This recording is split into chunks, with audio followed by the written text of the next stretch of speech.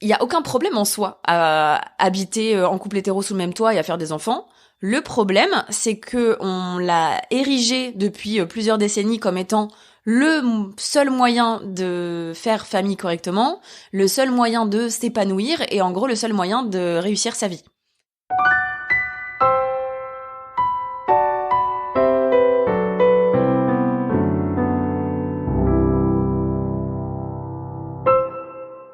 Bonjour à tous, bienvenue dans Sologamy, le podcast des célibataires qui n'ont besoin de personne. Je vous présente un nouvel épisode sur le thème de la famille, de l'abolition de la famille pour être précise. Je m'appelle Marie-Albert, j'ai 29 ans et j'habite à Cherbourg en France. Je suis aventurière, journaliste et autrice féministe. Je me définis comme une femme cisgenre, célibataire, pansexuelle, française, blanche, jeune, mince, valide et athée. Aujourd'hui, je reçois Bettina Zourli. Bonjour Bettina. Bonjour Marie. Est-ce que tu veux te présenter et te définir ? Ouais, avec plaisir. Du coup, je m'appelle Bettina Zourli, j'ai 32 ans, je suis une femme cisgenre, je suis française, mais j'habite officiellement en Belgique depuis 4 ans, mais en ce moment, je suis plutôt en voyage, on va dire sur le long terme depuis plusieurs mois. Je suis, donc je l'ai dit, hétérosexuelle, je suis dans des relations, donc on en parlera plus tard, mais en gros, j'ai pas trop de mots pour définir le type de relation dans laquelle je suis en ce moment. Voilà, au niveau de mon activité, je suis journaliste, je suis créatrice de contenu sur Instagram avec le compte Je ne veux pas d'enfants.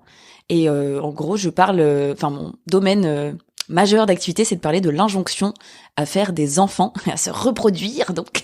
Et voilà.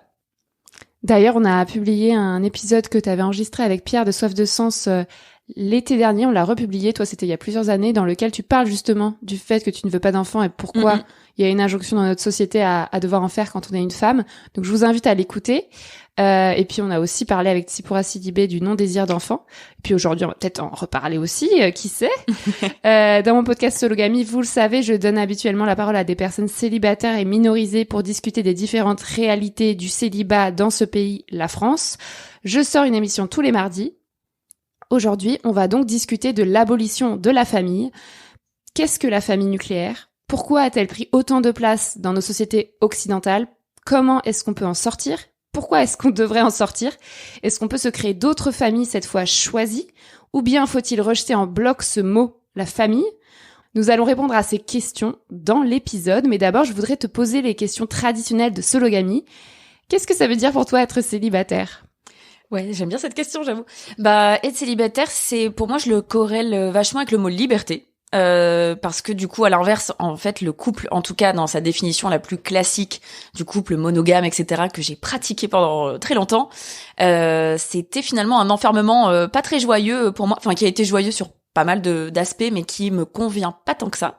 Donc ouais, célibataire pour moi, c'est une situation qui me laisse être libre le plus possible sur plein d'aspects, notamment sur les sentiments, mais aussi sur les actions que je peux avoir avec des êtres humains, on va dire. Est-ce que tu es célibataire aujourd'hui ? Du coup, ouais, c'est hyper dur de répondre à cette question. Je dirais oui, mais en fait, je suis en relation. Enfin, je relationne avec un homme en ce moment. Enfin, du coup, j'ai toujours que relationné avec des hommes. Et du coup, ça fait 1 an et demi qu'on s'est rencontrés. On a commencé par se mettre en couple de la manière la plus classique qui soit, parce que comme plein de gens, je pense, en gros, je rencontre quelqu'un, je développe des sentiments pour cette personne. Et du coup, pendant très longtemps, je réfléchissais pas à dans quelle modalité je voulais avoir une relation avec des hommes, quoi. Et en fait, au fur et à mesure, on a réfléchi, on s'est dit qu'on voulait pas être en couple exclusif. En plus, on n'habite pas du tout dans la même région. Du coup, en gros, on se voit tous les 2 mois à peu près. Et on kiffe quand on se voit, on se fait des petits restos, des sorties, etc. On dort ensemble et tout. Et après j'ai des relations avec d'autres hommes parce que j'ai envie d'explorer plein de choses maintenant que je me sens vachement plus libérée par rapport au couple et aux relations intimes, on va dire. Donc voilà, je suis ni célibataire ni pas célibataire en gros. Et dans le passé, tu dis t'as été en couple ? Ouais. Exclusif ? Oui. Ouais. En gros, moi, j'ai toujours plutôt bien performé le couple hétéro bien classique, etc. Depuis mes 15-16 ans. J'ai alterné entre des relations plutôt longues. Ma première relation de couple, elle a duré 4 ans. Entre ces relations de couple qui ont duré 4 ans, 2 ans, là la dernière relation très longue que j'ai eue, je me suis même mariée et on était ensemble pendant 6 ans. Donc j'alternais avec ces relations-là et des périodes de célibat, on va dire entre 3 et 6 mois, où du coup j'avais plutôt des relations d'un soir, etc., des relations sexuelles quoi. Et donc là, ça fait 1 an et demi que tu te considères comme célibataire. Ouais. Bah c'est ça en fait, c'est que vraiment j'ai un peu décidé de laisser tomber le fait de mettre des mots sur mon statut, on va dire amoureux, parce que bah en fait c'est juste hyper flou. Il y a une relation un peu principale, enfin qui est beaucoup plus suivie que les autres, mais en fait je discute avec des hommes différents. Il y en a avec qui juste on se voit et on couche ensemble, hein, clairement. Il y en a avec qui on a des débats passionnés pendant des heures et des heures. Enfin, et donc en fait c'est un peu je suis célibataire, mais en même temps j'entretiens beaucoup plus de relations que si j'étais en couple monogame, j'ai l'impression. Est-ce que tu relis bonheur et couple? Ah, pas du tout. Mais je crois que pendant longtemps, oui, ça a mis vachement de temps quand même à ce que j'arrive à me sortir de cette idée. Moi, avec du recul, je me rends compte que j'ai beaucoup été dépendante du regard masculin. Et que du coup, je corrélais énormément le fait je me sentais valorisée par le regard masculin. Je recherchais, même si j'avais pas l'impression de rechercher activement ça, mine de rien, je pense que j'avais une posture qui est complètement différente aujourd'hui. Donc du coup, vraiment, je relis plus du tout je relis absolument pas ces 2 mots. Comme je l'ai dit au début, j'ai 32 ans, hein, donc ça a pris un certain temps avant de me défaire un petit peu de cette norme que moi j'avais complètement intégrée, qui était que le couple était forcément une condition sine qua non à mon bonheur, quoi. Est-ce que la solitude est importante pour toi? Ouais, la solitude est super importante pour moi. C'est vraiment un truc que j'ai toujours vachement nourri. Et en fait, je pense que c'est pour ça que maintenant que je découvre que on n'est pas obligé d'être en couple exclusif, qu'on n'est pas obligé de vivre avec quelqu'un, même si on est amoureux, par exemple, ça m'a libérée de plein de choses. Parce qu'en fait, moi, au début de mes relations, donc comme je te disais, elles ont duré quand même souvent assez longtemps. Mais en fait, au début, c'était trop bien. Et après, petit à petit, on décide, de vivre ensemble, on décide de créer un carcan assez normé, moi je fais souvent le parallèle avec une espèce de pièce de théâtre où il y aurait des actes absolument à suivre, sinon on comprend plus rien à l'histoire, tu vois, alors qu'en fait pas du tout. Et en fait, je me suis toujours rendu compte qu'au bout d'un moment, je m'ennuyais, ou je me sentais horriblement enfermée, mais sans avoir vraiment mis les mots dessus, quoi. Donc vraiment, ça a mis pas mal de temps avant que je me défasse de toutes ces idées-là, et maintenant c'est beaucoup plus libre et beaucoup plus en fait spontané, quoi, aussi. Et donc la solitude, tu kiffes? Ouais, en fait c'est même j'aime bien, mais c'est surtout hyper important. Moi je suis vraiment introvertie, donc c'est l'idée que j'ai plein de relations sociales, je suis très sociable, mais ça me pompe une énergie de dingue, donc j'ai vraiment besoin d'avoir un petit cocon où je suis seule. Et c'est vrai que les moments en tout cas où j'ai vécu en couple avec des hommes, c'était un moment où c'était des lieux qui m'épanouissaient pas totalement, parce qu'en fait je me sentais attaquée un peu, je pense, dans mon besoin de solitude, quoi. Donc maintenant, pour autant, je vis en coloc, donc c'est pas forcément lié au fait de vivre avec des gens, mais c'est plus lié à l'omniprésence de la personne, en fait, à savoir partager le même lit, ou se dire que comme on est en couple, on doit manger ensemble absolument, ce qui est un truc que moi je voulais absolument dans mes relations. Alors que là, avec mes colocs, on dort pas dans le même lit, évidemment. Et en plus, on fait nos vies, tu vois. On a des moments où on dit, on mange ensemble ce moment-là, on sort ensemble, on fait plein de choses ensemble, mais on n'est pas obligé. En tout cas, on se sent pas obligé de le faire. Comment tu évalues ta santé mentale aujourd'hui? Très bien, plutôt bonne, je vais dire. J'ai eu des moments quand même où c'était vraiment pas le cas.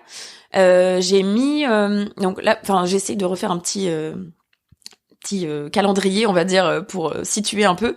C'est que du coup, ça fait la dernière relation longue monogame que j'ai eue, c'était il y a 2 ans.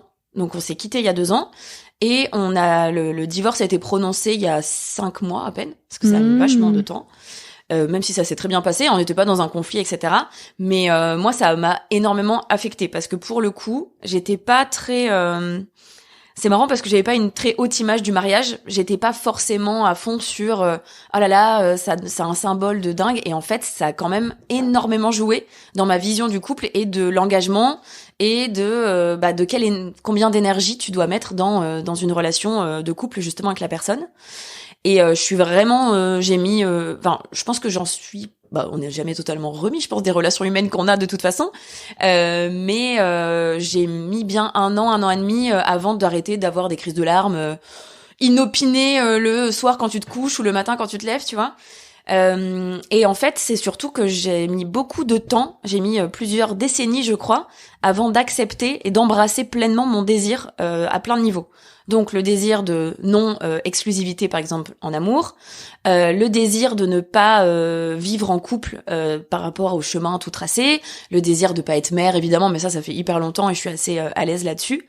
Le désir d'être nomade, par exemple, d'expérimenter des choses qui sont pas forcément valorisées dans la société. Donc moi, il y a plein de gens, quand je raconte mon parcours, qui me disent que c'est pas hyper stable. Oh là là, dis donc, il y a un moment peut-être qu'il faudrait que tu te trouves un appart, que tu t'achètes un truc et tout. Alors que moi, je suis là. Le seul truc que j'ai envie d'acheter, c'est une tiny house, à la limite, et un terrain peut-être, mais sur lequel je peux aller et venir quand je veux. Donc ouais, ça a mis du temps et maintenant, je me sens tellement épanouie et tellement alignée avec moi-même que c'est hyper agréable de ressentir ça. Donc voilà, pour le long résumé finalement. Bon, j'ai l'impression qu'on est les mêmes personnes, puisque mon rêve, c'est également d'acheter une tiny house sur un terrain. J'en ai visité une il y a 10 jours, c'était incroyable. Parce qu'il y a des trucs de ouf, c'est trop beau. Je te souhaite de réussir. Ouais, pareil. Est-ce que ton célibat pèse sur ta situation financière? Tu viens de dire que t'étais nomade. Est-ce que tu peux expliquer qu'est-ce que ça implique d'un point de vue financier? Ouais, c'est vrai que c'est une bonne question. L'argent, c'est quand même vachement tabou pour plein de gens, donc c'est bien qu'on en parle. Mais ouais, moi, c'est vrai que forcément, le moment où je me suis séparée, donc c'est moi qui ai déménagé du logement où on habitait ensemble avec mon dernier partenaire. C'est lui qui t'a quitté du coup? Alors, en fait, il y a eu une ultime engueulade qui est venue des deux côtés, mais moi, j'étais pour mettre de l'énergie à essayer de réparer et de faire un travail, et lui, pas du tout. Donc au final, c'est lui qui a eu la décision, qui a pris la décision finale, quoi. Et c'était son appartement à lui. Donc du coup, moi, je suis partie et j'ai dû me retrouver un appart. J'étais dans des Airbnb, je logeais chez des potes, etc. Donc ouais, ça a clairement affecté ma situation financière, on va pas se mentir. Et je pense sincèrement, on pourra jamais le quantifier, mais je suis persuadée qu'il y a plein de gens qui malheureusement n'arrivent pas à sortir d'une relation non désirée juste parce que manque de moyens financiers. Et je pense que toi tu le sais aussi, hein, le prix des loyers quand t'es célibataire et que t'as pas envie forcément d'être en colocation ou de vivre avec des gens, bonjour quoi. Mais maintenant plus du tout parce qu'en fait, donc comme je disais, j'ai un appartement en colocation. En ce moment, je sous-loue ma chambre à une femme qui vit chez moi pour être un peu nomade. Mais donc du coup, j'ai réussi à faire en sorte d'avoir un loyer qui soit pas trop important parce qu'on est 3 dans la colocation. Donc ça va, on s'en sort. Et en plus de ça, là, j'ai réussi à avoir cette sous-location qui fait que ça m'a dégagé le montant de mon loyer, qui est à peu près de 650 €, un truc comme ça, pour voyager. Et je trouve des petites combines, je vais garder des animaux, de gens qui partent en vacances, j'ai des potes super sympas qui me sous-louent leurs appartes pas trop chers, même à Paris, donc en gros, l'un dans l'autre, ça se fait. Je suis rentrée un peu chez ma mère et du coup, juste pour voir ma famille et du coup, c'est aussi des moments où je paye pas de loyer parce que j'ai de la chance d'avoir une famille aussi et même des potes qui peuvent m'héberger. Donc voilà, franchement, là, le célibat, je peux pas te dire que ça pèse sur ma situation financière maintenant, mais j'avoue que ça m'a traversé l'esprit quand je me suis séparée alors que j'habitais avec mon compagnon. Parce que j'ai eu un peu peur de me dire, est-ce que je vais me foutre dans la merde? Et en fait, non. Ça a été. Mais parce que voilà, moi, je suis un peu la pro de la magouille, j'ai toujours trouvé un petit boulot qui fait que je vais gagner de l'argent, voilà. Et bon, j'ai aussi des privilèges qui font que je peux m'en sortir bien, on est d'accord. Oui, et puis tu me disais que tu avais un boulot alimentaire tout à l'heure. Ouais, c'est ça. En gros, mon activité professionnelle, elle est vraiment divisée en deux. Ce boulot alimentaire qui me permet d'avoir plus ou moins le même type de revenus par mois. Et si je me sens pas, en fait, d'être active sur les réseaux sociaux parce qu'en fait, j'ai pas d'idée et je me sens pas alignée avec ce qui se passe, etc. En fait, je me sens pas obligée de le faire. J'ai un peu arrêté les partenariats, mais j'en ai encore quelques-uns qui arrivent peut-être tous les 2-3 mois. Et après, je fais des piges aussi pour des médias en tant qu'indépendante. Donc, voilà, ça tombe quand ça tombe. Et après, il y a les livres aussi, mais donc les droits d'autrice, voilà, ça tombe quand ça tombe aussi. J'ai des projets de BD, etc. De co-post, co-publication avec des médias sur les réseaux sociaux. Et je suis payée aussi pour ça. Donc, c'est cool, mais j'ai quand même besoin de ce boulot alimentaire aujourd'hui. Oui, donc tu es créatrice de contenu la moitié du temps. Et si vous n'avez pas noté, c'est Je ne veux pas d'enfant, ton compte. Donc allez vous abonner. T'as peut-être 60 000 abonnés presque. Ouais, bientôt, je crois qu'on va être 59 000. Ouais, c'est ça, je crois. D'ici la diffusion, voilà, il y aura 60 000 abonnés. Donc allez vous abonner. Tu parles de tous les sujets féministes, mais notamment du fait de pas vouloir d'enfants. Ouais, le point de départ, c'était ça. Et maintenant, en fait, ce point de départ de l'injonction à faire des enfants, il m'a ouvert tellement de pistes sur un féminisme beaucoup plus complet que maintenant, ouais, je parle un peu de tout ce qui me traverse l'esprit sur l'écologie, le féminisme au sens très large, donc les féminismes, la politique, etc. C'est très cool. Est-ce que tu es sensible au regard d'autrui vis-à-vis de ton sorte de célibat? C'est une bonne question. En fait, je pense que oui et non. C'est-à-dire que j'ai quand même une grosse partie de moi qui demande jamais son avis aux gens parce que je m'en contrefiche. Et en même temps, il y a quand même un peu ce petit poids qui persiste un peu sur les épaules de ah là là, mais ça va peut-être être un peu bizarre. Qu'est-ce que les gens vont en penser? Alors même que j'ai un environnement qui est hyper sain là-dessus, hein, que ce soit ma famille ou mes amis, personne ne m'a jamais fait comprendre en tout cas qu'il y avait quelque chose d'anormal chez moi ou que me remettre en question mes choix de vie quoi. Donc non, franchement ça va, c'est plutôt apaisé là-dessus aussi quand même. Et ta sexualité, ça se passe bien? Ça se passe comment? Eh ben ça se passe de mieux en mieux. Franchement ça a pas été évident parce que c'est marrant je repensais à ça il y a pas longtemps. C'est que du coup moi ma première relation sexuelle était quand même hyper tôt, j'avais 13-14 ans. Et du coup, ça fait plus de la moitié de ma vie que je suis active sexuellement. Et ça fait quand même pas si longtemps que ça que je me sens épanouie et assez libre justement dans mon corps ou avec les personnes avec qui je relationne pour exprimer mes désirs, etc. Ça a mis énormément de temps. Et là-dessus, merci le féminisme, parce que je me sens légitime en fait déjà de refuser en fait des choses que je refusais peut-être beaucoup moins avant, ou juste d'explorer des trucs en fait au-delà de ah là là, est-ce que c'est vraiment ce qu'une fille respectable ferait, enfin ce genre de pensées bizarres qu'on se met soi-même alors qu'il n'y a pas lieu d'être. Donc ouais maintenant ça va, j'ai hâte de continuer à explorer en gros ce pan de ma vie pendant les années qui arrivent quoi. Trop bien. Passons au thème de l'épisode, abolir la famille. Pourquoi tu as choisi ce thème? Ouais, je t'ai écrit, je pense directement quand j'ai vu la thématique que tu abordais, en tout cas ce mot, cette expression. Parce qu'en fait, j'ai fait un appel à témoins sur les réseaux sociaux sur différents thèmes que j'ai proposés en rapport avec le célibat, et toi, c'est ce thème que tu as choisi. Ouais. Alors pour tout te dire, parce que donc là j'ai mon livre qui sort là qui est sorti en 2024 du coup sur le fait de choisir d'être mère ou non. Et à la base, quand j'avais contacté mon agent pour un projet de livre, donc il y a 1 an et demi, je voulais lui proposer un livre qui, en gros, mon idée de titre c'était abolir la famille, un truc comme ça, tu vois. Mais en tout cas, pas encore publié. Abolir. Mais il m'a dit, c'est un peu violent quand même. J'étais là, mais trop pas. Et en fait, je pense que c'est une bonne punchline cette expression qui en fait revêt plein de nuances qu'on va explorer, je pense du coup là maintenant. Et ouais, ça me tenait vraiment à cœur je trouve que c'est une expression très forte et qui permet en fait de ouvrir la boîte de Pandore de la famille nucléaire aujourd'hui. C'est de la merde et il est vraiment temps que l'on remette en question cette institution pour faire mieux en fait. Donc voilà, j'avais envie qu'on parle de ça ensemble. Trop bien. Mais juste avant, est-ce que tu peux présenter ton livre quand même? Ouais, alors du coup... Ou tes livres, comme tu veux. Ouais, donc du coup, le dernier livre, là, s'appelle Le temps du choix, donc rien à voir en termes de titre. Il est sorti en février aux éditions Payot, et donc c'est un livre où je me questionne sur est-ce qu'en 2024, on est vraiment libre de choisir d'être mère ou non? Est-ce qu'il y a encore des injonctions qui persistent? Et si oui, comment y remédier? Avec évidemment une liste non exhaustive, mais en tout cas, j'explore des moyens de sortir en fait de cette injonction à faire famille de la bonne manière. Et du coup, il y a un petit chapitre dans la 3e partie du livre qui est dédié aux solutions, qui parle justement de est-ce qu'il serait pas temps d'abolir en tout cas ce système familial, donc cette institution, pas de dire vous n'avez plus le droit de faire famille, d'être en couple famille nucléaire ou d'être en couple hétéro notamment, c'est pas ça, mais en tout cas de remettre en question cette institution qui est une source de violence inouïe quoi. Trop bien. Je l'ai pas encore lu, mais je vais le faire et je vous invite à l'acheter.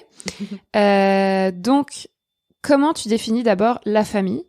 la famille nucléaire et pourquoi tu dis que c'est de la merde? Ouais, alors moi quand je dis famille, je relie tout de suite à famille nucléaire, donc qui est une invention humaine, qui est tout à fait récente dans l'histoire de l'humanité. En gros, ça a même pas un siècle. Donc qui est le fait d'avoir un homme et une femme, a priori, parce que c'est encore le modèle hétéro qui prime, qui vivent sous le même toit et qui sont parents de un ou plusieurs enfants. Et souvent, ce qui est présenté comme le modèle idéal, c'est 2 enfants, une fille et un garçon, évidemment. Et donc, en gros, moi, il y a aucun problème en soi à habiter en couple hétéro sous le même toit et à faire des enfants. Le problème, c'est que on l'a érigé depuis plusieurs décennies comme étant le seul moyen de faire famille correctement, le seul moyen de s'épanouir et en gros le seul moyen de réussir sa vie. Et du coup, c'est pour ça que je dis que c'est de la merde, c'est que au-delà de ça, c'est que ça nous enferme dans il y aurait qu'une seule bonne manière justement de faire famille. Alors je pense qu'on va y revenir, tu as parlé un petit peu tout à l'heure du concept de famille choisie. On va y revenir parce que j'adore ce terme aussi, mais que au-delà de ça, c'est aussi une institution qui peine à être remise en question alors même que c'est un lieu de violence très fort, en particulier pour les enfants et pour les femmes. Et donc pareil, ça j'y reviens un peu dans mon livre. Malgré le fait que je veux pas d'enfants, je me sens très concernée par cette question parce qu'en fait on est tous interconnectés et moi j'ai pas envie que si j'habite dans un appart de me dire est-ce que le voisin frappe sa femme, tu vois, en gros, hein, clairement, ou ses enfants, tout à fait, et que c'est une réalité. Enfin il y a quand même pas mal de sujets grâce aux féministes notamment qui sont sortis un petit peu du placard ces dernières décennies sur les violences sexuelles que subissent les enfants et sur le fait que c'est la population la plus vulnérable et qu'on s'en fiche complètement. Et qu'en fait, cette violence, elle a lieu parce que le système famille n'est pas remis en question. Voilà. Donc je pense qu'il y a... C'est pour ça que je pense qu'il est grand temps, soit qu'on se défasse de ce mot famille, parce qu'en fait, ça nous enferme dans quelque chose, mais comme le mot couple, comme plein de choses, en fait, et juste qu'on vive nos vies de la manière dont on le souhaite, ou en tout cas que si on continue d'employer ces termes-là, qu'on le décorrèle pas d'une lecture politique, en fait, je pense. Ouais, bah exactement. Je sais plus comment j'ai eu l'idée de cet épisode. C'est pas moi qui ai eu l'idée du terme abolir la famille, comme tu dis, c'est un truc qui doit apparaître dans certains essais militants sur les réseaux.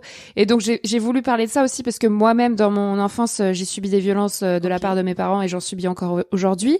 Et tout le monde, a priori, enfin en tout cas la majorité de la population, a été enfant et a vécu dans ce modèle de famille nucléaire.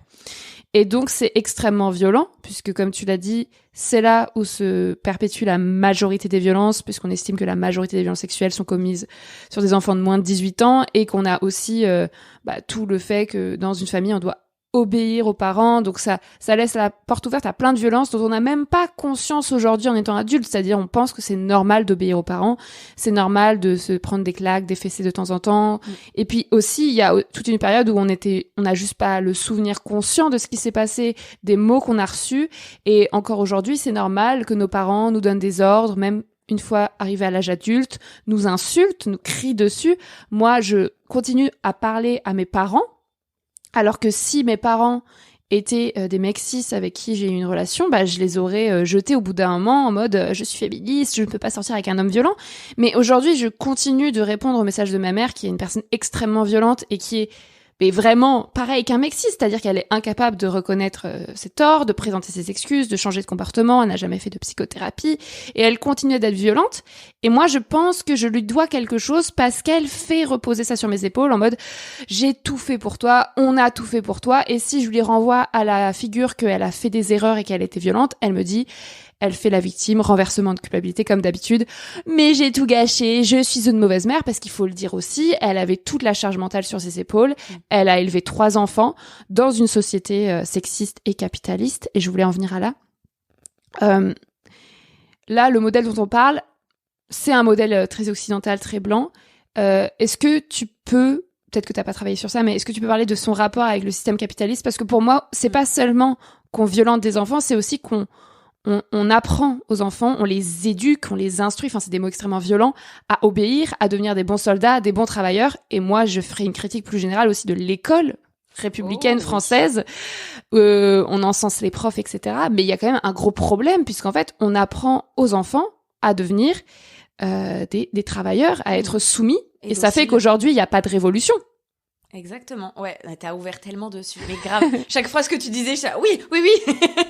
Mais c'est ça. Alors, juste pour revenir aussi Vas-y. sur un autre élément, donc tu disais en parlant de ta famille, l'autre chose qui me vient à l'esprit, c'est effectivement que notre système famille fait en sorte que l'on doit pardonner. Alors, moi, j'étais tombée sur une citation sur Instagram, ça m'avait rendu dingue. C'était un philosophe, je ne sais plus son nom, qui disait on devient adulte le moment où on a pardonné à ses parents. J'étais là, mais quoi? Et effectivement, c'est vrai dans le sens où dans l'imaginaire collectif, on doit tout pardonner à sa famille quand on est relié par le nom de famille, le sang, tout ce que tu veux. Enfin bref, tout ce qu'on entend qu'on peut mettre sous le nom de famille nucléaire, en tout cas dans une visée très classique du terme. Et du coup, c'est vachement difficile de remettre ça en question à tel point que, tu l'as dit, même des personnes qui vivent des choses violentes ou qui en ont vécu ont quand même du mal, ou parfois même culpabilisent, de couper les ponts, alors même que c'est vital. Et comme tu l'as dit, avec d'autres gens avec qui on n'est pas relié par ce concept de famille, et ben on le ferait sans problème. Et je pense qu'il faut pas. Enfin moi c'est quand même quelque chose que je répète souvent sur mes réseaux, c'est on ne doit rien à sa famille, d'autant plus quand elle est maltraitante, et que on a le droit de couper les ponts. Enfin moi là c'est la première fois cette année d'ailleurs, j'ai pas fait Noël en famille parce que j'étais en Italie et que j'étais pépouze. On a fait Noël sur Zoom avec une de mes colocs, donc par Zoom interposé en regardant Love Actually. C'était incroyable. La chance. Bah ouais, et en fait, je sais qu'il y a des gens de ma famille qui ont pas compris, mais c'est juste que moi, Noël, j'ai pourtant pas une famille maltraitante, hein, franchement, pas du tout. Mais Noël, c'est un moment qui m'angoisse, qui me met mal à l'aise. Je dois subir des moments de discussion avec des propos racistes, sexistes, et non, en fait, on en subit déjà bien assez toute l'année, d'autant plus quand on est féministe active soit dans des associations, dans la rue, sur le terrain ou sur les réseaux sociaux. Donc j'ai pas envie de m'infliger ça avec des gens avec qui je pourrais pas en plus vraiment discuter parce que la famille, il faut pas trop faire de vagues, etc. Donc il y a ça premièrement parce que je voulais le rappeler. Et du coup j'ai un peu perdu le fil de la seconde chose que je voulais dire. Pour rebondir ouais. juste sur Noël, Oui. ça me fait penser que moi justement je me posais la question de pas faire Noël avec ma famille. Et il y a deux problèmes que je vois, c'est des excuses que je me trouve, hein, mais déjà il y a mon lien avec mon frère et ma sœur qui est très fort et je sais qu'ils tiennent à ce Noël avec les parents et que la maison des parents c'est un endroit où on peut se retrouver entre nous. On pourrait aussi se retrouver dans d'autres lieux, mais en tout cas, je sais que le jour où je dis que je viens pas à Noël pour passer Noël avec la famille, possiblement je ne vais pas passer Noël avec mon frère et ma sœur. Je vais m'éloigner de ces personnes. Et puis deuxièmement, il y a l'argent. Puisque, bon, dans la plupart des familles, c'est pas le cas, mais mes parents sont riches et me tiennent un peu comme ça en me disant, de toute façon, ils le disent pas, mais voilà, ils ont beaucoup d'argent. Moi, je suis dans un travail précaire. Du coup, je me dis, le jour où je coupe les ponts, en fait, ça veut dire que, si j'ai un problème, je pourrais plus compter sur ces gens-là financièrement, je pourrais plus revenir vivre chez ces gens-là et j'aurais pas d'héritage, etc. Et donc, je me dis, en fait, le jour où je coupe les ponts, je perds possiblement mon frère et ma sœur, ou je m'éloigne, et ensuite, je deviens encore plus précarisée, et c'est pour ça que je reviens au volet capitaliste de ma question. En quoi la famille est une institution d'élevage des enfants, en fait. Ouais, très bien. T'as bien raccroché le wagon, bien joué. ouais, c'est que... Mais en fait, on peut revenir à ce que je disais au début sur le fait que la famille nucléaire, elle est pas anhistorique et que ça fait pas si longtemps qu'on le pratique de cette manière-là, c'est qu'en fait ça s'est mis en place notamment avec la taille de nos foyers, le fait de vivre côte à côte de gens qu'on connaît pas et avec qui on tisse pas de lien, c'est lié à la révolution industrielle. C'est effectivement un exode rural massif d'hommes qui partent des campagnes pour aller travailler dans les usines en ville. Au début, ils habitaient en gros ensemble dans des logements partagés. Puis après, il y a la mise en couple qui fait que du coup les logements se sont compartimentés pour accueillir des couples. Ils étaient beaucoup plus grands à l'époque, les logements, donc après pour accueillir les enfants. Et que du coup, tout ça découle effectivement de... il faut avoir un emploi salarié parce que ça paye mieux que nos emplois dans les campagnes en ville. Et que du coup, on se met en couple, on fait des enfants, etc. Et ensuite, je pense que là, faudrait que je retrouve des sources vraiment là-dessus, mais en tout cas, j'avais lu des récits de la famille au 19e siècle et après au 20e siècle, et que le fait de maintenir en tout cas ce système de famille nucléaire, et notamment de mettre la pression, la charge mentale sur les femmes, tu sais, d'aller sortir leurs mecs du bar quand ils vont retrouver leurs copains après le boulot au lieu de rentrer à la maison, etc. Il y a eu toute une campagne en France sanitaire là-dessus pour combattre l'alcoolisme à un moment donné, en disant les femmes doivent être les garantes du foyer, etc. Mais en gros, c'était pas pour la santé des hommes, on s'en moquait complètement. C'était pour dire arrêtez de dépenser toute la thune là-dedans et épargner, parce que tu vois, par exemple, la France est un pays d'épargne énorme, et ça, je pense que ça découle de ça. Et tenez vos maris, parce qu'après, il faut qu'ils soient productifs le lendemain, quoi. Donc ouais, il y a vraiment ce truc de cette cellule familiale qui a mis vachement de temps avant d'être vue sous un œil politique, et là encore je pense que c'est grâce notamment au travail des féministes, et un moyen de docilité. Et après, en fait, je pense que le système capitaliste nous a complètement échappé là depuis un certain temps. Enfin, je pense que depuis le début, il nous échappe, mais en tout cas, là, la machine est devenue tellement rapide qu'en fait, elle nous broie littéralement, et que du coup, on n'a plus le temps de rien. En fait, a priori, quand on se met en couple, quand on habite sous le même toit, qu'on a des enfants, on a un rythme de vie qui ne permet plus de penser à rien, mis à part de mettre toute son énergie à essayer de maintenir ce système coûte que coûte. Et t'as parlé de l'école, c'est vrai que moi, quand j'y repense, moi j'ai de la chance, je fais partie des gens qui ont toujours eu un cursus scolaire très bon. J'ai jamais redoublé de classe, j'ai fait une classe prépa littéraire. Après, je suis allée à la fac et en école style commerce, mais genre vraiment bas de gamme, pas cher et tout. Et j'ai toujours aimé apprendre, donc ça a été un plaisir en fait.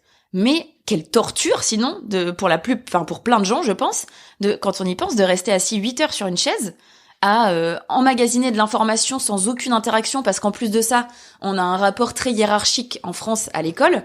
Et pour le coup, je suis un peu contre les écoles de commerce, mais la seule année où j'y suis allée dans un truc qui ressemblait, la moitié de notre classe venait des États-Unis. Donc c'était assez cool, parce qu'en fait, on se confrontait à des étudiants qui ont un système qui n'a rien à voir.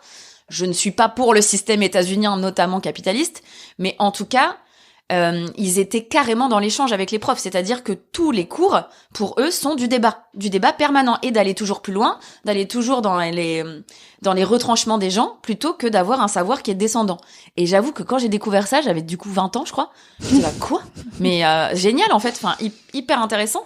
Et là, plus récemment, je m'intéresse à une chercheuse notamment qui s'appelle Marion Querk, qui habite en Suède, si je me trompe pas, et qui parle beaucoup de l'éducation scandinave versus l'éducation française, parce qu'elle est française, et qui, tu vois, sur le rapport à l'obéissance, etc., était là, waouh.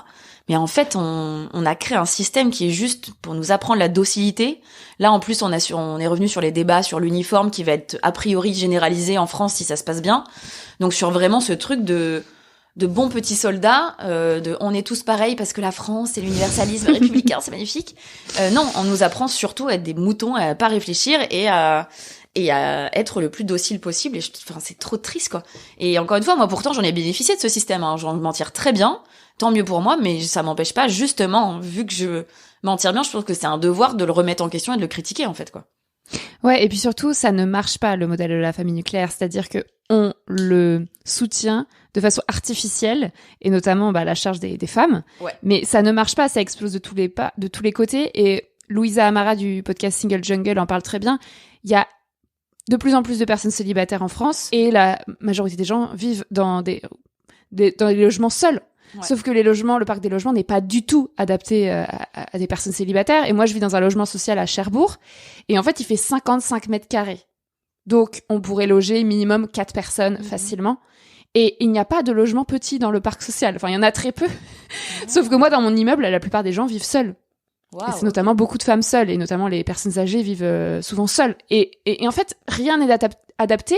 Et on a des gens qui dorment dans la rue, évidemment, puisqu'il n'y a pas assez de logements. Enfin, Ah oui, ça n'a vraiment aucun sens. Ouais, c'est vrai que ça n'a aucun sens. Et comme tu dis, c'est vrai qu'en plus on le maintient. Enfin, c'est ce que je disais tout à l'heure. En fait, c'est que comme on n'a plus le temps, parce que notamment les femmes en fait ont encore moins le temps, parce que emploi salarié plus double journée de travail quand il y a des enfants, etc.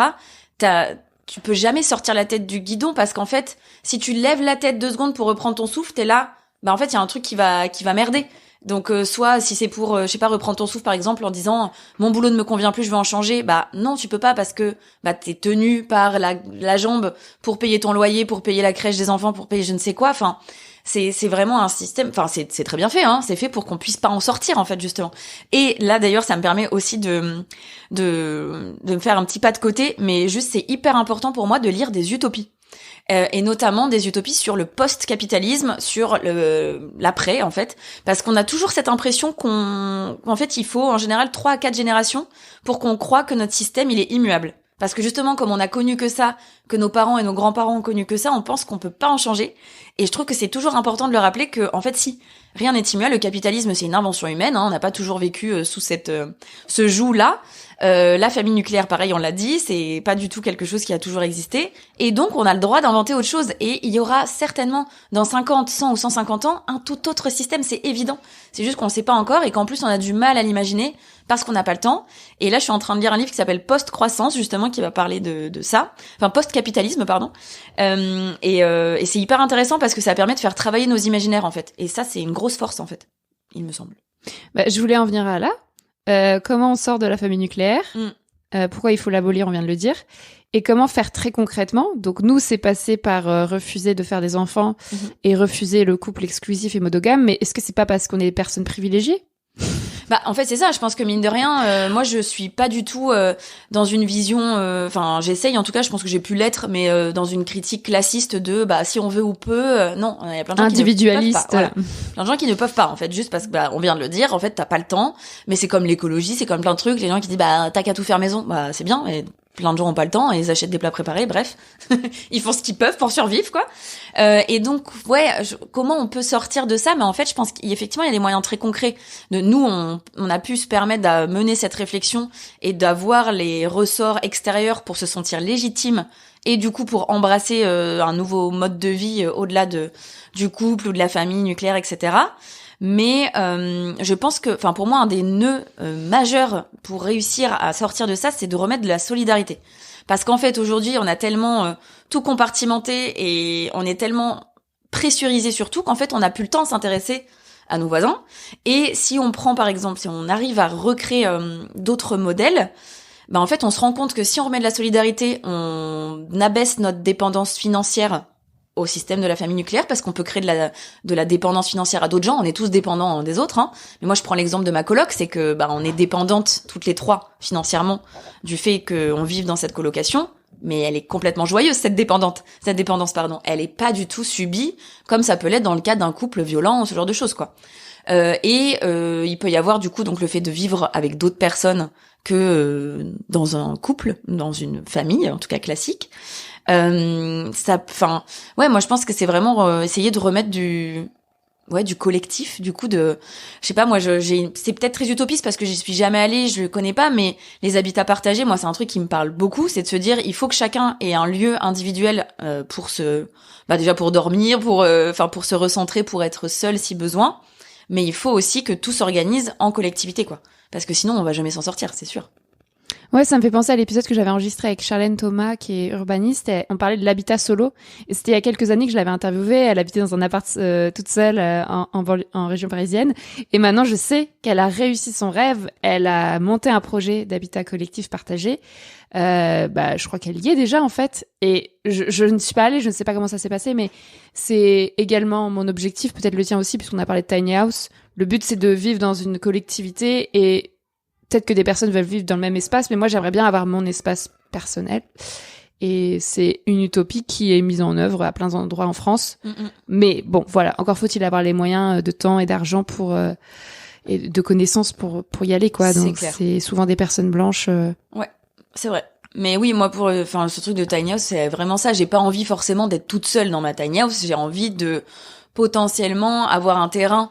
Si moi je peux l'acheter et le filer à des gens en disant bah viens mettre ta maison ou viens mettre ta yaourt, viens mettre ce que tu veux, je sais pas dessus, à moindre frais, tant mieux, j'aimerais bien le faire. Et en tout cas se dire bah on a nos petits espaces parce qu'on a besoin d'un minimum, je pense, pour soi.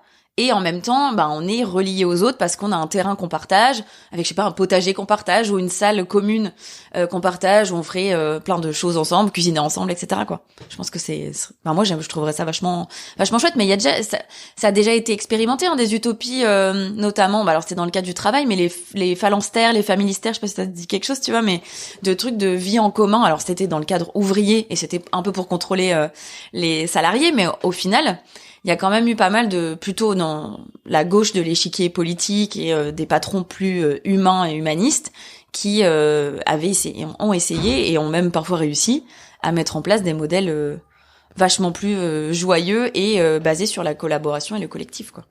Ouais. Moi, le seul problème, c'est que comme je suis traumatisée des violences dans ma famille, j'ai très peur du conflit et des violences dans d'autres espaces. Et donc, je me dis toujours, en fait, si j'habite avec d'autres personnes, forcément, je vais subir des violences où je vais moi-même être violente avec des personnes, tout simplement parce que dans ma famille, comme j'ai vu que c'était le seul mode de communication, je n'arrive pas à imaginer si, par exemple, tu vis sur un terrain qui, si ça appartient à tout le monde et qu'il y a une forme de coopérative, il peut y avoir des moyens d'en sortir. Mais si par exemple c'est ton terrain ou le terrain de quelqu'un d'autre et que tu arrives sur son terrain, si du jour au lendemain la personne veut te mettre dehors, enfin voilà, ça pose vraiment des questions sur la gestion des violences et du conflit. C'est clair. Et moi je suis traumatisée, du coup je suis juste en mode, en fait je préfère être seule dans mon appart.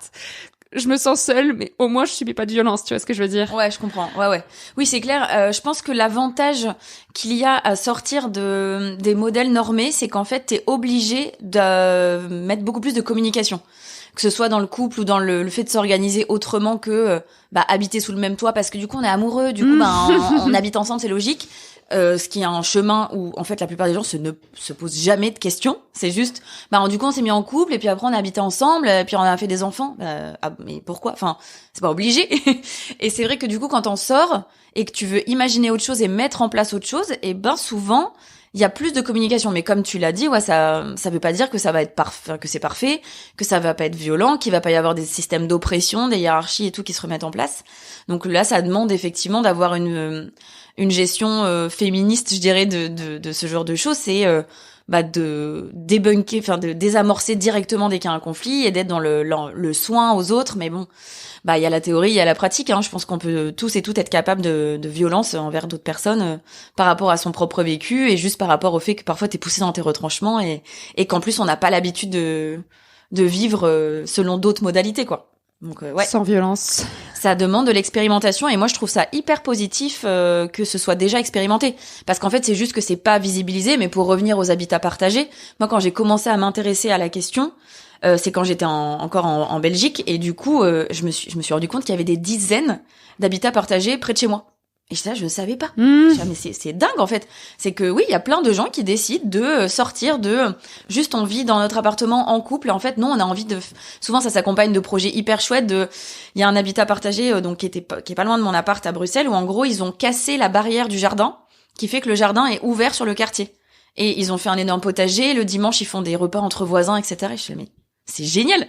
Et juste, ils ont décidé de casser le mur physique qui fait que leur habitation est privée. Et non, c'est juste un lieu vraiment partagé, quoi. C'est trop cool. Grave. Est-ce que tu veux nous parler de réarmement démographique, puisque c'est un peu dans l'actualité. C'était Macron pour les vœux de la nouvelle année qui avait dit qu'il fallait qu'on fasse plus d'enfants, puisque la famille nucléaire, comme je vous l'ai dit, est un modèle artificiel qui ne tient pas la route, comme on vous l'a dit. Et donc, les femmes ne font plus assez d'enfants pour alimenter le modèle capitaliste. Tout à fait. Qu'est-ce que tu en penses? Qu'est-ce que tu réponds à ça, même si on sait très bien ce que t'en penses? Ouais, non, mais c'est bien qu'on y revienne, parce qu'en plus, je voulais rebondir sur une phrase que j'avais trop aimée que t'as dite, qui est que tu viens de le redire, qui est que la famille, est un modèle artificiel qu'on met énormément d'énergie pour qu'il puisse être maintenu. Et je pense que, alors, Emmanuel Macron, malheureusement, l'a traité de manière hyper partielle et partiale, en disant que si il y a une baisse de la fécondité, c'était forcément lié à l'infertilité seulement. Alors oui, il y a effectivement de l'infertilité, on peut pas le nier, hein. Depuis plus de 40 ans, il y a des études sur les perturbateurs endocriniens et les pesticides notamment qui font baisser la fertilité des hommes et des femmes, sauf qu'en plus lui il le traite même pas d'un point de vue écologique, donc y a rien qui va. Mais en plus de ça, je pense qu'il y a plusieurs autres aspects. C'est donc le titre de mon livre aussi, Le temps du choix, c'est que peut-être on est arrivé dans un moment où en fait on a développé tellement de choses pour soutenir le libre arbitre des femmes notamment, qu'on peut-être on est arrivé dans le temps du choix, du nombre idéal d'enfants. Et que donc, effectivement, peut-être que idéalement, les femmes préfèrent, et les couples aussi, ont envie d'avoir un seul enfant ou 2 enfants maximum. Et qu'en fait, avant, quand on en faisait 4 dans sa vie, c'était pas vraiment choisi, quoi, tout simplement. Et l'autre problématique, je pense qu'elle est vraiment structurelle, c'est qu'en fait, il y a eu plusieurs révolutions féministes ces dernières décennies, et que là, ça a quand même drastiquement changé depuis les années 70. Je pense en termes de droits, en termes de mœurs, on peut pas nier qu'il y a quand même une évolution vraiment chouette, mais qu'en fait, nous, depuis qu'on peut accéder à des emplois salariés, qu'on a investi les emplois salariés de force, par le cas de force majeure avec les guerres mondiales, en fait, on nous a dit super, les femmes travaillent, c'est trop bien, mais en fait, on n'a jamais pu lâcher cette autre responsabilité qui est le foyer et qui est de tenir une maison parfaite, d'élever les enfants, etc. D'où le concept de double journée de travail qui n'incombe toujours pas aux hommes en fait. Et que je pense qu'à un moment donné, il y a plein de meufs qui se sont dit, qui ont pris un petit peu de recul, quand t'es là, je suis en train de me faire avoir en fait. Donc je ne vois pas pourquoi je continuerai à bosser comme une acharnée et à me confronter à un plafond de verre qui fait que j'ai moins de promotion, je suis moins payée et tout ça dans un climat qui est parfois violent en entreprise, pour en plus faire des enfants qui vont être la source d'appauvrissement potentiel, la porte ouverte à des violences conjugales, le fait que je vais peut-être faire une dépression postpartum, ou je vais pas me sentir soutenue et donc du coup je vais culpabiliser en permanence, et qu'en plus je vais me taper toutes les charges, toutes les tâches domestiques parce que mon mari considère que c'est pas son rôle. Je pense juste que il y a plein de femmes qui sont là, non en fait, je ne vois pas pourquoi je me taperais cette charge. Et elles ont bien raison. Donc ça, Emmanuel Macron, j'aurais bien aimé qu'il l'ait en tête et qu'il en parle, mais évidemment, il n'est pas féministe pour un sou, donc ça risque pas. Mais ça aurait été bien. On a parlé de là où on pourrait habiter, des communautés. Donc ça pourrait faire écho au terme famille choisie. Qu'est-ce que tu penses de ce terme? Et toi, comment tu définis ta famille choisie, si tu aimes ce mot aujourd'hui, et comment tu la vois plus tard? Ouais, moi je trouve que ce terme il est super bien. On le doit surtout aux féministes et aux personnes queer qui du coup ont créé cette expression parce que effectivement en tant que personne queer, je pense, je suis pas concernée, mais effectivement il y a quand même ce truc de violence majeure, et beaucoup plus présente que pour une personne comme moi qui suis cisgenre, hétéro, etc. Et du coup il y a cette idée que malheureusement la famille subit, en tout cas la famille originelle étant un lieu potentiellement de violence et de non-soutien, il faut s'en choisir une autre, et je trouve ça trop chouette. Et du coup, il y a cette idée que, au final, le mot famille, si on le sort de sa définition sociologique dont on a parlé là depuis le début, ça peut être tout et n'importe quoi en fait. C'est-à-dire que moi, ma famille biologique, c'est ma famille, ok, mais je suis proche seulement de ma mère. Mon père, vite fait, parce qu'on s'entend très mal et tellement problématique sur plein d'aspects que voilà. J'ai une demi-sœur, mais on n'a pas grandi ensemble parce que mon père n'a pas fait son travail en fait de père, et que du coup il a pas mis le lien nécessaire à ce qu'on ait une relation proche quoi. Ma grand-mère, je la vois un peu, mais bon, on n'est pas très proche. Il y a pas vraiment de communication, il y a pas vraiment de fête de famille régulière à part Noël, et voilà. Et du coup, s'il y a cette famille numéro 1, qui est la famille originelle, un peu, qui est là par défaut, mais que moi, qui est pas importante pour moi, quoi. Vraiment, je n'ai pas de lien particulier avec cette famille, mis à part ma mère, quoi. Et après, il y a tout le reste. Ça peut être, là, en ce moment, je dirais que ma famille choisie, c'est mes colocataires. Parce qu'il y en a une, donc, une des deux que je connais depuis 2 ans seulement, et l'autre, ça fait 15 ans qu'on est amis. Donc vraiment, il y a ce truc c'est hyper fort en fait. C'est quand même pas tous les jours qu'on a une relation aussi longue avec des gens qui sont pas de notre famille originelle. Et du coup, je dirais que c'est ça. Mais en fait, je pense que surtout, ça peut évoluer. C'est-à-dire que a priori, peut-être que dans 2 ans, j'aurai une autre famille choisie qui va s'additionner en plus à celle-ci. Ça veut pas dire que je vais arrêter d'avoir ce petit cocon qui est un endroit hyper sécurisant pour nous 3 et qu'on adore. Mais peut-être qu'en fait, non, pas peut-être, c'est sûr, nos chemins de vie vont évoluer.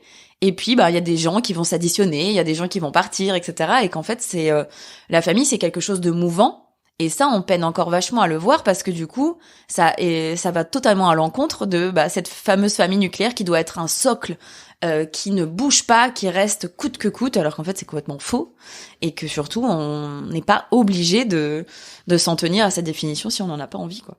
Trop bien, merci. J'ai posé toutes mes questions. Est-ce que t'as quelque chose que t'as oublié de dire ou t'as une recommandation à faire ou est-ce que t'as un conseil à donner Je pense qu'on a... peut-être des conseils de choses à écouter ou de lecture, etc. Au-delà de mon livre, bien sûr. Le temps du choix aux éditions Payot. Non, mais il y a un livre l'année dernière donc que je cite beaucoup moi dans mon livre aussi qui s'appelle Faire famille autrement, qui est trop bien. Et en podcast, il y a aussi un épisode que j'ai vachement aimé. Là, il me revient tout de suite, donc c'est que vraiment il a dû me marquer. Qui s'appelle, c'est dans le podcast Vivre heureux avant la fin du monde, et qui s'appelle Réapprendre à faire l'amour. Je sais pas si ça te parle ou quoi, mais quand j'ai lu le titre, j'étais là, quoi? Et en fait, ça m'a trop, ça m'a un peu poussé dans des réflexions que j'avais jamais eues. C'est que tout est culturel, tout est construit, qu'aucun de nos comportements n'est inné, que ce soit un truc aussi, que pour plein de gens peut être aussi naturel que faire l'amour, par exemple. Non, c'est pas du tout naturel, la manière qu'on a de faire du sexe. Et du coup, je trouve que c'est trop cool d'avoir toujours ça en tête pour tous nos actions, tous nos modes de vie. C'est que à partir du moment où c'est construit, on peut le déconstruire. C'est un mot très à la mode et tout qui peut avoir plein de significations. Mais en tout cas, il y a aucun modèle qui est immuable et tout peut changer et tout va changer, c'est évident. Voilà. Ouais, c'est trop bien. Du coup, le livre Faire famille autrement, c'est de Gabriel Richard aux éditions Binge Audio. Et le podcast dont tu parles, je l'ai pas écouté cet épisode, mais la journaliste qui fait cette série Vivre heureux avant la fin du monde, c'est Delphine Saltel. C'est sur Arte Radio. Et donc, l'épisode s'appelle Réapprendre à faire l'amour, c'est ça? Ouais, ou apprendre à faire l'amour. Trop mais bien. en tout cas, c'est quelque chose comme ça. Trop cool, merci. Merci Bettina. On arrête de discuter pour aujourd'hui. Chers auditeurs, qu'avez-vous pensé de cet épisode? Partagez-vous notre point de vue sur la famille occidentale. Avez-vous déjà aboli votre propre famille? Ou bien avez-vous fondé une famille choisie? Écrivez-nous pour nous répondre. Mon pseudo à moi, c'est Marie-Albert FR sur tous les réseaux sociaux. Si vous écoutez Sologamy sur Spotify, vous pouvez aussi donner votre avis directement sur la page de l'épisode. Aujourd'hui, je tiens à remercier Marielle, qui a commenté le 23 avril 2023 l'épisode dans lequel je reçois Ovidie pour discuter de sa grève du sexe. Marielle écrit: merci à vous deux pour ce témoignage. Je suis en grève depuis 8 ans au moins. Ce n'était pas une décision consciente, mais une façon de se protéger de mes relations foireuses et de la violence des hommes. Ça m'a fait beaucoup de bien de vous écouter et ça me permet de penser à ce que ça a produit chez moi ou à ce que j'ai enfoui parce que c'était plus simple de ne pas y réfléchir. Notamment l'abandon de mon corps et de la notion de plaisir sur lequel il va falloir que je travaille. Bonne continuation. Merci Marielle et bonne continuation à toi. Très intéressant. L'abandon de son corps et de la notion de plaisir. Moi, j'ai abandonné, je pense. Chers auditeurs, vous pouvez donc commenter ce podcast sur la plateforme d'écoute de votre choix, m'écrire sur les réseaux sociaux ou soutenir financièrement le podcast et mon travail sur Patreon. Merci à tous et à la semaine prochaine pour un nouvel épisode. Et puis merci infiniment à toi Bettina. C'était un super épisode. Au revoir. Merci, au revoir.